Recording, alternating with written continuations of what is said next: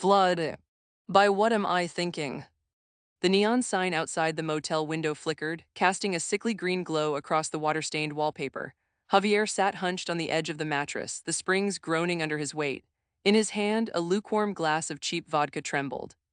He used to be the guy who saved people. As a peer recovery specialist in Southeast DC, he had spent years pulling people out of the dark. Now the dark had pulled him in. The rain slammed against the glass, a relentless, deafening roar. Javier stared at the locked door of his room off Alabama Avenue. They were out there. He could hear them through the drywall, whispering, plotting, tracking his breathing. The voices shifted constantly, sometimes sounding like old clients he had failed, sometimes like the police, but always cold, always watching. You really think you can hide from it? Javier spun around, spilling the vodka onto his lap. Colleen stood by the bathroom door. Her clothes were soaked, her eyes sunken and hollow, staring right through him. How did you get in here? Javier rasped, his voice raw. He had locked the deadbolt. He always checked it 3 times. Colleen, I'm trying. I just need a minute to clear my head. You don't have minutes left, Javier, she said, her voice sounding flat, echoing as if she were speaking into a long PVC pipe. Look at you. You used to give the speeches. You used to tell them that the magic is in the work they're avoiding. Now you're just another statistic drowning in a room that smells like vomit and piss. Shut up, Javier slammed the glass onto the nightstand. He blinked hard. When he opened his eyes, the bathroom door was closed. The room was empty. He was losing his grip. The shadows in the corner of the ceiling seemed to stretch and flex like waking spiders. His skin crawled with a phantom itch, the feeling of bugs burrowing just beneath his epidermis, a classic byproduct of a 3-day bender and no sleep. He needed to get out. The walls were closing in, sweating a greasy moisture that smelled faintly of the Anacostia River. Javier shoved his feet into his damp boots and bolted out into the torrential downpour. The district at 3:00 a.m. looked like a sunken graveyard. The streetlights bled hazy yellow halos into the fog. He walked aimlessly, his paranoia guiding him away from the main avenues, sticking to the shadows of Upper Southeast. Every passing car was a surveillance vehicle. Every click of a traffic light was a camera shutter taking his photo. He found himself under the awning of a dilapidated 24-hour diner. A figure stood there, shielded from the rain, the glowing cherry of a cigarette illuminating a gaunt, weathered face. It was Peter, an old regular from the homeless shelters Javier used to frequent. Looking rough, man, Peter said, his voice scraping like sandpaper. He didn't look at Javier, just stared into the curtain of falling water. The city's filling up tonight. Can you feel it? Feel what? Javier asked, his heart hammering against his ribs. He felt like his chest was made of glass about to shatter. The overflow, Peter whispered. He turned his head slowly and Javier choked back a gasp.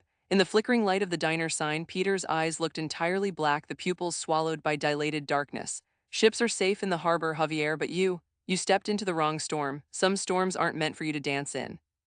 Peter stepped backward, retreating into the pitch-black alley beside the diner. Wait, Javier called out, driven by a desperate, frantic need for connection, or maybe just validation that he wasn't completely insane. He broke into a run, turning the corner into the alley. It was a dead end. There was no sign of Peter. The only indicator anyone had been there was a single cigarette floating in a puddle, its ember dying with a faint hiss. Javier lunged forward, searching for a door, a fire escape, anything. That's when he saw it. Scratched deeply into the brickwork, wet with grease and rain, were the words. "The flood never leaves." A heavy, viscous splash echoed behind him. Javier spun around. Peter was standing at the mouth of the alley, blocking the exit, but his face was wrong. The skin was shifting, bubbling like boiling tar, features sliding out of place as if his skull had turned to liquid. His mouth stretched open far wider than humanly possible, a dark, yawning abyss. Told you, the entity rasped, the voice vibrating through the pavement beneath Javier's feet. Wrong storm. Suddenly, a torrent of black, freezing water erupted from the sewer grates, rising with impossible speed. Within seconds, it was at Javier's knees, then his chest. It tasted like copper and decay. He tried to swim, to fight his way out, but a hand caught his wrist. The grip was cold, so cold it burned like dry ice and tight as a steel vise. Javier looked down through the murky, rising tide and saw Peter's distorted, melting face grinning up at him from beneath the surface, his eyes glowing with a faint, predatory light. The water rushed over Javier's head, filling his nose and lungs, cutting off his screams. The darkness swallowed him whole. Javier sat bolt upright, coughing violently, throwing himself off the mattress onto the floor. He gasped for air, his lungs burning as he drew in the stale, air-conditioned oxygen of the motel room. The television was still buzzing with static. The rain was still drumming against the window frame. A dream, it was just a hallucination, delirium tremors. He staggered to his feet, shaking uncontrollably, and walked into the bathroom to splash water on his face. He gripped the edges of the sink, leaning in to look at his reflection in the fogged-up mirror. His breath hitched. Ringing his right wrist were 5 distinct purple welts, bruises shaped exactly like tightly clutching fingers. Slowly, Javier looked up at the glass. Written in the condensation, as if traced by a wet finger from the inside of the mirror, were the words, "You can't outrun it."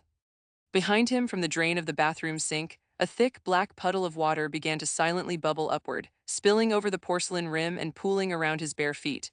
Reality was no longer reality.